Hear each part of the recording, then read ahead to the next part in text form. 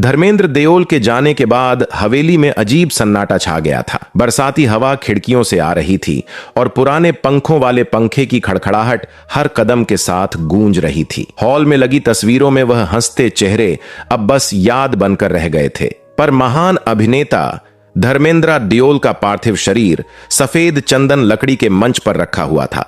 उनके चेहरे पर शांति थी, जैसे किसी लंबी लड़ाई के बाद सैनिक ने आंखें बंद की हों। कभी जिनकी आवाज पर पूरा देश झूमता था, आज वही शख्स चुप थे, बिल्कुल शांत। हवेली के अंदर सब गम में डूबे हुए थे। सामने जमीन पर दिए जल रहे थे तो पीछे से शोर उठ रहा था, राम नाम सत्य है, राम नाम सत्य है।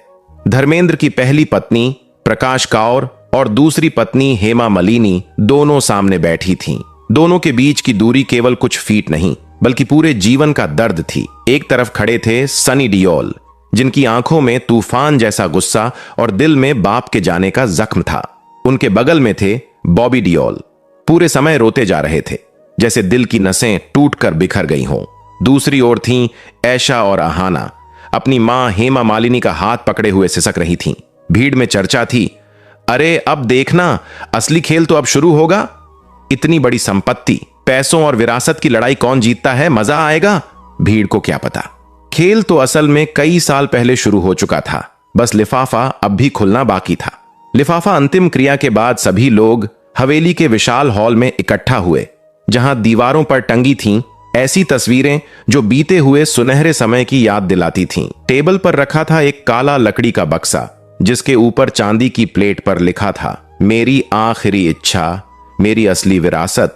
और उसके अंदर एक सील बंद बड़ा लिफाफा, जिस पर मोटे अक्षरों में लिखा था, अगर तुम यह पढ़ रहे हो तो मैं अब इस दुनिया में नहीं हूं। पढ़ते ही हर चेहरा जम गया, हर दिल की धड़कन तेज हो गई।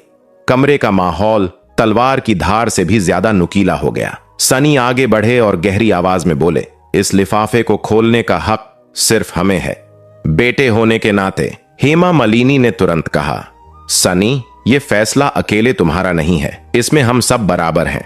प्रकाश कौर ने धीरे से लेकिन बेहद कड़े शब्दों में कहा, मेरे पति की विरासत का फैसला कोई जल्दबाजी में नहीं करेगा। सनी गुस्से से फटने ही वाले थे कि तभी अंदर आए एडवोकेट सूर्यवंशी, जो वर्षों से धर्मेंद्र के सबसे भरोसेमंद वकील थे। उन्होंने कागज दिखाते हुए कहा, शांति रखिए, धूप दीप जल जाने दीजिए। वसीयत सिर्फ 7 दिन बाद खोली जाएगी और इसे खोलेगा कोर्ट, न कि घर में कोई। कमरे में एकदम सन्नाटा। 7 दिन? 7 दिन तक कोई भी नहीं जान सकता कि असली राज क्या है। क्यों? वकील ने आखिरी शब्द बोले। धर्मेंद्र साहब ने कहा था, जब मैं चला जाऊं असली चेहरे खुद सामने आ जाएंगे। और फिर वे चले गए। पहला तूफान रात के 2 बज रहे थे। हवेली लगभग खाली हो चुकी थी, सिर्फ परिवार के लोग और कुछ पुराने भरोसेमंद नौकर ही बचे थे। लेकिन जैसे ही सब अपने कमरे में गए, वसीयत का लिफाफा टेबल से गायब हो चुका था। सबसे पहले चीख सुनाई दी बॉबी के कमरे से, भाई लिफाफा नहीं है, कोई उठा ले गया। सनी गुस्से में आग बनकर बाहर आए। किसने किया ये? किसकी इतनी हिम्मत? नीचे हॉल में सब इकट्ठा हो गए, आंखें लाल, दिलों में शक, दिमाग में तूफान। हेमा मालिनी ने तुरंत कहा, हमें चोरी का शक सिर्फ एक पर है। सबकी नजरें मुड़कर गईं प्रकाश कौर की ओर। कमरे में जैसे बिजली गिर गई। ऐशा बोली, सच कहिए आंटी, आपको मालूम है कि वसीयत में डैड ने क्या लिखा है, इसलिए आपने। उस वाक्य के खत्म होने से पहले सनी गरजा, बस एक शब्द और मत बोलना मेरी मां के खिलाफ। सन्नाटा जो चीख रहा था, बॉबी ने कांपती आवाज में कहा, हम सब एक दूसरे पर शक करके क्या साबित करना चाहते हैं? पापा की आत्मा भी रो रही होगी। प्रकाश कौर की आंखों से आंसू बहने लगे। मेरी उम्र 75 साल हो गई है बेटा, मुझे विरासत नहीं चाहिए, मुझे सिर्फ अपने पति की आखिरी बात जाननी है। हेमा मालिनी ने पलटकर कहा, और हमें भी। लेकिन तभी एक नौकर राघु भागता हुआ आया, हाथ में पेपर का फटा हुआ टुकड़ा लिए। मेम साहब, अहम कमरा, अलमारी टूटी पड़ी है, कागज सब बिखरे पड़े हैं।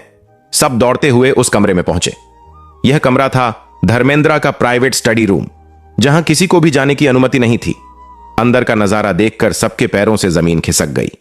लकड़ी की अलमारी का ताला टूटा पड़ा था, कागज पूरे फर्श पर बिखरे हुए थे। सबसे ऊपर रखी वो पुरानी लाल डायरी गायब थी और दीवार पर कोयले से लिखा था, सच जहां भी छुपाओ बाहर आ ही जाता है। सनी चिल्लाया, यह सब किसी बाहर वाले का काम नहीं है, यहां मौजूद किसी एक ने ही किया है। शक की सुई घूमी बॉबी पर ईशा ने अचानक कहा, कभी सोचा है? बॉबी को हमेशा पिता की छत्र छाया मिली, लेकिन कभी सामने आने का मौका नहीं। अगर वसीयत में सनी का हिस्सा बड़ा हो तो सबसे ज्यादा नुकसान किसका होगा? पूरा कमरा ठहर गया। सबकी नजरें बॉबी की ओर घूमी और बॉबी का चेहरा पीला पड़ गया। सनी गरजते हुए उसके सामने पहुंचे। तू तू कर सकता है ये? तू मेरे बाप की वसीयत चुराएगा? बॉबी चीखा। नहीं भाई, मैं क्यों चोरी करूंगा? मुझे बस परिवार चाहिए, पैसा नहीं। प्रकाश कौर ने अपने हाथ से सनी को पीछे किया। बस करो सनी, ये तुम्हारा छोटा भाई है। हेमा मालिनी ने मुस्कुराकर कहा, कभी कभी छोटे भाई बड़े काम कर जाते हैं। कमरा युद्ध भूमि बन चुका था और तभी हवेली की बिजली अचानक चली गई। पूरा कमरा अंधेरे में डूब गया। बाहर से कुत्तों के भौंकने की आवाजें, अंदर हर किसी की सांसें तेज। अचानक एक भारी आवाज गूंजी, जो ढूंढ रहे हो वो यहीं है। बत्ती वापस आई और टेबल पर रखा था वही सील बंद लिफाफा जिस पर उभरा हुआ लाल मोहर था। सिर्फ सच का हकदार इस लिफाफे को खोले। सब स्तब्ध और लिफाफे के नीचे एक पर्ची, मेरी विरासत सिर्फ संपत्ति नहीं है। असली लिफाफा 7वें दिन खुलेगा और उसके बाद तुम में से एक की जिंदगी बदल जाएगी। अगली सुबह हवेली में धूप की हल्की किरणें फैल रही थीं, लेकिन हवेली के भीतर वातावरण ऐसा था जैसे अंधेरा अभी भी घर पर हावी हो। सिर्फ चेहरे ही नहीं, दिल भी बंट चुके थे। सनी और बॉबी दोनों ने रात भर पूरी हवेली की तलाशी ली थी, लेकिन सील बंद लिफाफा फिर से गायब था। हेमा मालिनी और प्रकाश कौर ने दोनों बेटों को अलग किया। शांति रखो, लड़ाई अभी शुरू नहीं हुई है। लेकिन सब जानते थे धर्मेंद्र की संपत्ति सिर्फ पैसा नहीं थी, इसमें छुपा था सालों का राज, अपनों की सच्चाई और धोखा, जो अब सामने आने वाला था। पहला सुराग, पुरानी डायरी। सनी ने सोचा, अगर वसीयत अब भी नहीं मिलेगी तो हमें धर्मेंद्रा की पुरानी डायरी ढूंढनी होगी, वही असली राज बताएगी। बॉबी ने तुरंत सुझाव दिया, मैंने सुना था कि डैड की डायरी अंदर की अलमारी के नीचे छिपी हुई थी, जहां नौकर और कोई नहीं जाता। दोनों भाई रात भर हवेली के पुराने कमरे और तहखाने की तलाशी लेने लगे। कई पुराने फोटो, खंडहर जैसी अलमारी और धूल भरी किताबें मिली। और तभी सनी ने देखा एक पुरानी तिजोरी, जिसे कभी कोई नहीं खोल पाया था। तिजोरी में केवल एक ही चीज थी, एक डायरी और कुछ फटे पन्ने, जिस पर लिखा था, सच्चाई हमेशा सामने आती है, चाहे कितनी भी देर हो जाए। असली विरासत सिर्फ धन नहीं, बल्कि पहचान, सच्चाई और परिवार का सम्मान है। सनी ने धीरे से डायरी खोली और पढ़ते ही उसकी आंखों में आंसू आ गए। डायरी में लिखा था, मुझे पता है कि मेरी संपत्ति को लेकर लड़ाई होगी, लेकिन जो भी इस लिफाफे को खोलेगा उसे मेरी आखिरी सीखा याद रहेगी। धन से बड़ा है इंसानियत और परिवार का प्यार। पहला झटका, लिफाफा फिर गायब। जैसे ही सनी और बॉबी ने डायरी की बात हॉल में कही, लिफाफा फिर गायब था। हेमा मालिनी ने चौंकते हुए कहा, यह कैसे हो सकता है? रात में हमने इसे लॉक किया था। प्रकाश कौर ने अपने अनुभव से कहा, यह सिर्फ कोई नौकर या बाहर वाला नहीं कर सकता, यह अंदर का ही खेल है। और मुझे शक है अभी यह लड़ाई बड़ी होने वाली है। कमरे की निगाहें चारों ओर घूमी। कौन उठाया हो सकता है? कौन करेगा धंधा? और कौन इस असली विरासत का हकदार बन पाएगा? नए खिलाड़ी। रिश्तों की जंग। इस बीच हवेली में पुराने रिश्तों के रहस्य खुलने लगे। सनी डियोल गुस्से में, लेकिन पिता की सीख याद रखते हुए। बॉबी डियोल भोला, लेकिन किसी भी समय अप्रत्याशित चाल चल सकता था। प्रकाश कौर अपनी उम्र और अनुभव के बल पर हर चाल भांप सकती थीं। हेमा मालिनी चतुर, धैर्यवान और अपने बच्चों की सुरक्षा के लिए कोई भी जोखिम लेने को तैयार। एशा और अहाना अपने पिता के नाम पर, अपनी मां के साथ, लेकिन भावनाओं में उलझी हुई। अब खेल सिर्फ धन की नहीं, विश्वास और सच्चाई की भी थी। पहला बड़ा ट्विस्ट, सनी ने अचानक देखा कि घर की पुरानी सीसीटीवी रिकॉर्डिंग गायब थी। अगर कोई हमारे हर कदम पर नजर रख रहा था तो अब हमें पता चल जाएगा कि यह सब कौन कर रहा है। बॉबी ने अपने फोन में एक पुरानी फोटो देखी। धर्मेंद्रा ने फोटो में एक चाबी अपने कपड़े के अंदर छुपाई हुई थी, जिस पर लिखा था, सील बंद लिफाफा खोले की चाबी। दोनों भाइयों की सांसें थम गईं। इसका मतलब धन और विरासत तक पहुंचने का रास्ता धर्मेंद्र ने पहले ही छुपा रखा था। सच्चाई के दरवाजे खुलते हैं रात के 12 बजे। सनी और बॉबी ने तय किया कि असली खेल रात में ही होगा। वे डायरी और फोटो के सुराग के साथ पुराने हॉल में गए। तभी उन्होंने देखा हेमा मालिनी अपने कमरे से निकली और प्रकाश कौर भी हॉल में अकेले खड़ी थीं।